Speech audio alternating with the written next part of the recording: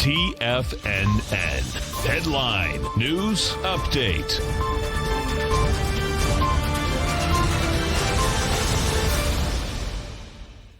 Hi everyone, Basil Chapman here on this 8th day of October. This is Thursday, and we're looking at the Dow up 25 at 28,325.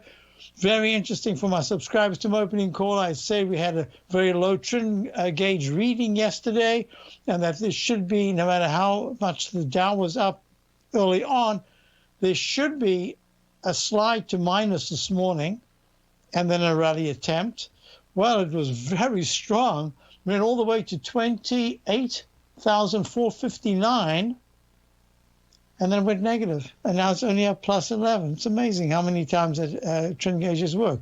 All right, so let's get to the S&P. The S&P right now is up 14 at 34.33. It was up at the 34.44 level, doing very nicely, but this is already leg D. Dow's only in leg C.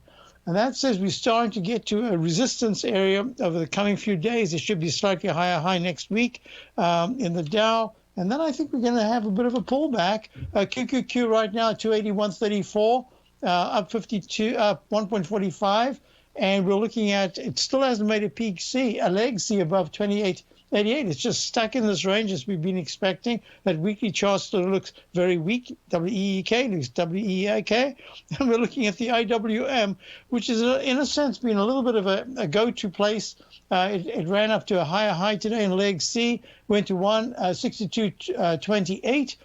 This is good. MACD is very strong. Stochastics now up at the 86% level, and that we want 3 days, 3 sessions out of 4 to be closing. This is only 2 so far, closing above this trend line resistance in the daily. That'll be a falling axe, very big positive. We'll see what happens there. Gold was very strong earlier on.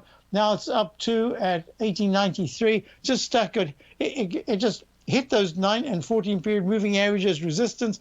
Now pulling back. Weekly chart still looks kind of stuck. Look at the TLT. The TLT is bouncing off the 200 period exponential moving average. That's how important these moving averages are. You don't need them until you need them. And then they display the inner strength or weakness. In this case, it's a bounce strength, just a bounce at 160, and that means yields are pulled back just a little bit. And crude oil, this has been a big winner over the last couple of days, and today again up 95. We'll talk about this as soon as we return for my Tiger Technicians Hour, and don't forget my newsletter, The Opening Call. Hope to see you in a few minutes. Otherwise, tomorrow, same time, same station.